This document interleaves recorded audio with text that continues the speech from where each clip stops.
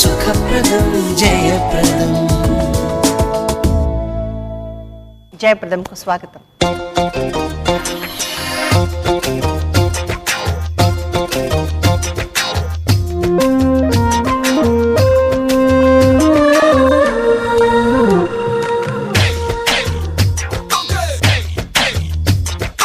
రాజమౌళి గారికి screen play ఒక starting నుంచి ఇంటర్వ్యూల దగ్గర నుంచి శుభం వరకు ఒక డిఫరెంట్ కాంబినేషన్ ఉంటుంది. ప్రేక్షకులు ఐజ్ కూడా మూవ్ చేయలేనటువంటిగా ఇదిగా it is like tight everything script అని ప్రజలు ఆ అట్రాక్షన్స్తో చూస్తే అసలు రాజమౌళి గారు ఎలా అని ఏ అట్రాక్షన్ తోటి జనానికి ఇవ్వాలనేది every time it's like an exam. How you face it? చిన్నప్పుడు అంటే కొవ్వూరులో ఉన్న రోజుల్లో ఎన్టీ రామారావు సినిమా తప్పితే ఇంకేమని తెలియదండి. ఎన్టీ రామారావు సినిమా లేదంటే రాజమండ్రిలో ఇంగ్లీష్ సినిమా. ఆ టైంలో మా కొవ్వూరులో 2 థియేటర్లు ఉండేయండి, గోపి లక్ష్మి అని చెప్పి. గోపి థియేటర్లో అగ్గిరాముడు సినిమా, అగ్గిరాముడు అగ్గిబరాటా సినిమా వచ్చిందండి. ఇంకో 2 దాంట్లో మంచి చెడు అని ఒక సినిమా వచ్చింది, 2 ఎన్టీ రామారావు. సో నెక్స్ట్ నెలకు సినిమా 2 సినిమాలు పంపించేవారు. సో నెక్స్ట్ సండే సినిమా ఛాన్స్ మాట్లాడు. సో అందరం అగ్గిబరాటా, ఎందుకంటే కత్తి ఫైట్లు అన్ని పోస్టర్ల మీద కనిపిస్తున్నాయి కత్తిలా అని చెప్పి అగ్గిబరాటా ప్లాన్ వేసేసుకున్నాం. మా కజిన్స్, మాకన్నా 13 మంది కజిన్స్ అండి, అందులో 2 ఉండే, కాంచి రాజీ 2 కజిన్స్ అండి. వాళ్ళు ముందే చూసారు అగ్గిబరాటా, చూసేసి ఈ మమ్మల్ని చిచి అగ్గిబరాటా అయితే అందులో తక్కువ ఫైట్లు ఉంటాయి, మంచి చెడు అయితే మొత్తం ఈ ఫైట్లు అని చెప్పి తీసుకెళ్ళిపోయారండి. మమ్మల్ని చూస్తే అదో డ్రామా సినిమా, ఎంతకి ఫైట్ రాదు వస్తుంది అని చూస్తే ఎంతకి ఫైట్ రాదు. సినిమా సగం అయిపోయింది, ఇంటర్వెల్ అయిపోయింది, ఇంకా వస్తుంది. ఇంకా టు టాప్ ఇట్ చివరిలో ఆయన చచ్చిపోతారండి సినిమాలో. ఓకే, అసలు ఎంత కోపం, ఏడుపు, బాధ. అంటే this is one of the example అండి. ఈ ఎగ్జాంపుల్ బట్టి నాకు అంటే కొంత టైం అయ్యేసరికి ఒక ఫైట్, ఒక ఎమోషనల్ హై, జస్ట్ ఫైట్ అనే కాదు, ఒక ఎమోషనల్ హై ఒకటి ఉండాలి అన్నది మైండ్లో పడిపోయిందండి. ఒక ఎమోషనల్ హై వచ్చే ఇన్సిడెంట్ లేట్ అయిపోతుంది అంటే then there is something wrong. కథలో ఇంకోటి రావాలి. సో మై స్క్రీన్ ప్లే అంతా కూడా అదే, ఎవ్రీ 10 minutes ఆర్ ఎవ్రీ రీల్లో ఒక హై, ఒక emotional high, something. Let it be laughter, let it be crying, let it be anger, let it be a fight, anything. ఒక high ఒకటి ఉండాలి. ఎన్టీఆర్ గారి picture నుంచి ఇన్స్పైర్ అయ్యారు.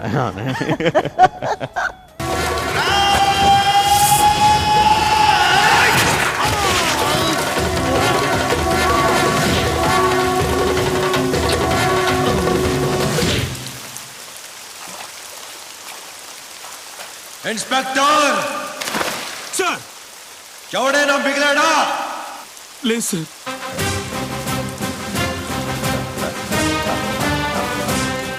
8 ఫిలిమ్స్ కంటిన్యూస్గా, అండ్ దీంట్లో నీకు చాలా కష్టంగా ఇన్స్పైర్ చేసింది, స్క్రీన్ ప్లేలో కూడా చాలా మీకు ఎక్కువ టైం అనిపించి టఫ్ అండ్ టార్గెట్ అనిపించింది ఏ పిక్చర్ అది? అంటే డెఫినెట్గా Magadheera was toughest and that is because of the so much of CG work. విపరీతమైన సీజీ వర్క్ ఉండి, స్పాన్ ఉండి, సెట్స్ ఉండి, సినిమా లెంగ్త్ ఎక్కువ ఉండి, ఇవన్నీ ఉండబట్టి నాకు మగధీర వాజ్ మోర్ టఫెస్ట్ అండి. బట్ ఎక్కువ ఎంజాయ్ చేసింది కూడా ఒక రకంగా మగధీర, బికాజ్ వీఆర్ గ్రాఫిక్స్ని కొత్త పందాల్లో చేయడం మొదలుపెట్టామండి.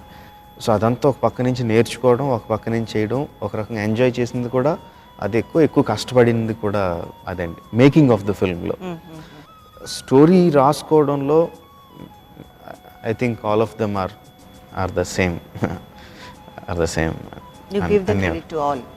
Team work లాగా. డెఫినెట్గా.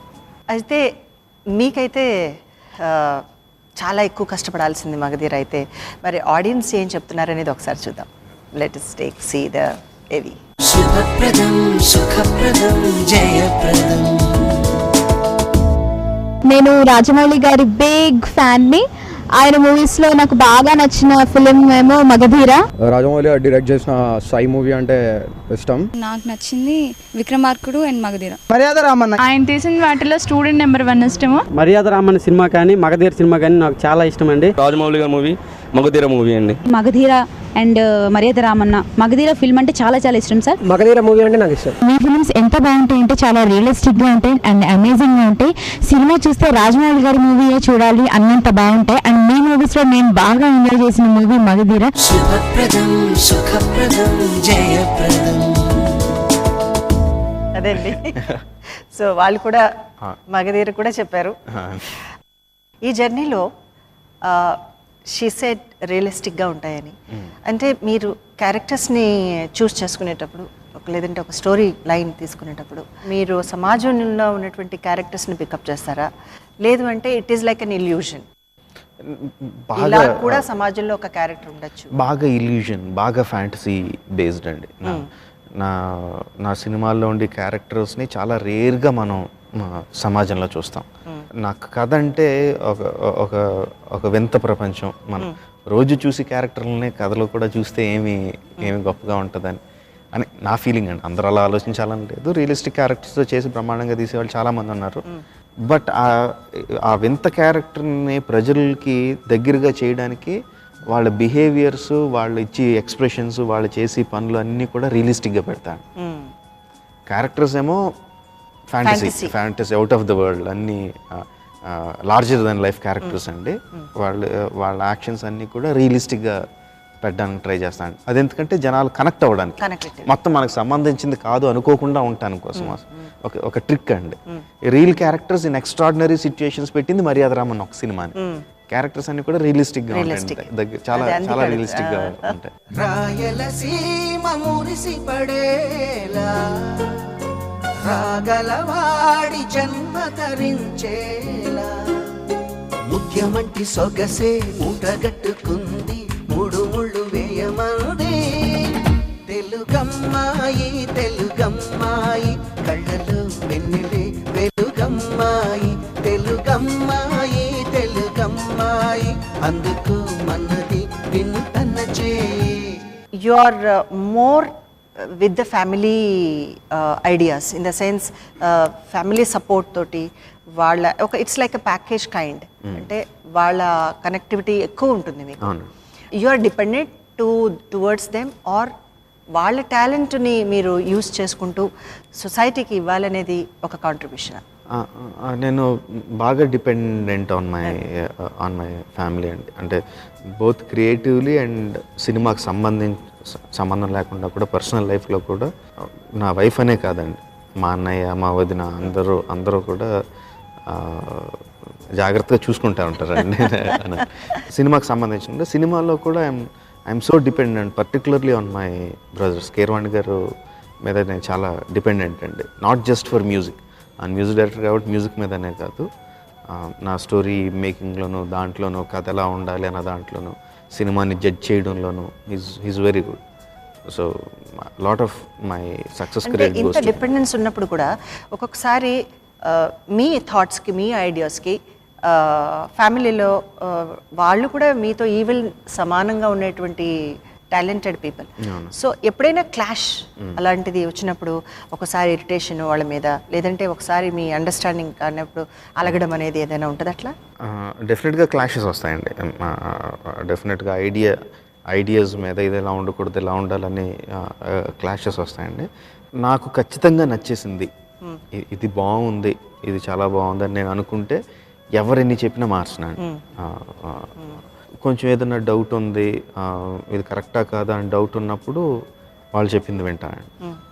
నాకు ఖచ్చితంగా నచ్చితే అది నా ఫ్యామిలీ మెంబర్స్ అనే కాదండి, యూనిట్లో అందరి దగ్గర కూడా ఉంటుంది. అది నాకు ఖచ్చితంగా అనిపిస్తే చేస్తాను. ఏదన్నా కొంచెం డౌట్, ఎవరో నా క్రేన్ తోసి అతను ఎవరో కొంచెం డౌట్ చెప్పినా కూడా నాకు డౌట్ అనిపిస్తే ఒకసారి ఏంటి అని ఆలోచిస్తాను. నాకు ఖచ్చితంగా అనిపిస్తే మాత్రం ఎవరు మాట్లాడుతున్నాను. రాజమౌళి గారితో పాటు రమా గారి గురించి కూడా తెలుసుకోవాలనుకుంటారు జనం. ఎంతవరకు తన ఇన్స్పిరేషన్ ఉంటుంది, ఎంతవరకు తన సపోర్ట్ ఉంటుంది? లైఫ్ని పర్సనల్ లైఫ్, సినిమా లైఫ్ అని సెపరేట్ చేయకుండా రెండింటిని క్లబ్ చేసి దాంట్లో ఇది మిక్స్ అయిపోద్ది, దీంట్లో అది మిక్స్ అయిపోద్ది. So we learn to live with it. రెండింటిని కలిపేసి ఒకటే లైఫ్. అండ్ అలా చేయగలిగింది తనే. నాకు సినిమాలు అంటే ఎంత ఇష్టం, నేను సినిమాలో గడపడానికి ఎంత ఇష్టపడతాను, తనకు తెలుసు కాబట్టి తన లైఫ్ స్టైల్ని నాకు అనుగుణంగా Mold అయింది. మార్చేసుకున్నారు. సినిమా గనుక ఒక మీ ఆప్షన్లో రాలేకపోతే రాజమౌళి ఏమవ్వాలని ఏమైనా ఆలోచన? It's very difficult even to think అండి. ఏమండి మీరు చెప్తుంటే ఆలోచించినా కూడా నాకు వేరే థాట్ ఏమీ రావట్లేదు. ఇక నుంచి పని మనది, ఫలితం మనది, పెత్తనం మనది. ఈ పోరాటం బలి కోరితే మీ అందరి ముందు నేనుంటా. మీ కష్టం వస్తే కారే కన్నీటి బొట్టునవుతా, కడుపు కాకలేస్తే కంచంలో కూడినవుతా, కొట్లాటకొస్తే ఎత్తిన చేతిని నరికే కత్తినవుతా. చాలా ఇంట్రెస్టింగ్ గా ఉంది కదండి. ఇంకా ముందుకెళ్లే ముందు let us take a break. జయప్రదం ఒక కత్తిలాగా ఉంటుంది ఏ పిక్చర్ చూసినా కూడా. సెట్లో కొంచెం అరుపులు కేకలు ఎక్కువ అండి. కథ విపరీతంగా నచ్చేసి చిరంజీవి గారు కొంచెం భయపడ్డారు. తీరంలో కెరటాలు ఎరుపు రంగు పూసుకొని పోటెత్తుతాయి. శుభప్రదం సుఖప్రదం జయప్రదం. జయప్రదం కాంటెస్ట్. రాజమౌళి గారికి కీరవాణి గారు ఏమవుతారు? JY స్పేస్ 4 మీ ఆన్సర్ టైప్ చేసి 54999616 కి SMS చేయండి. రాజమౌళి జయప్రద ఆటోగ్రాఫ్ చేసిన ఈ ఎపిసోడ్ పర్సనల్ DVD కాపీ గెలుచుకోవచ్చు. Keep SMSing.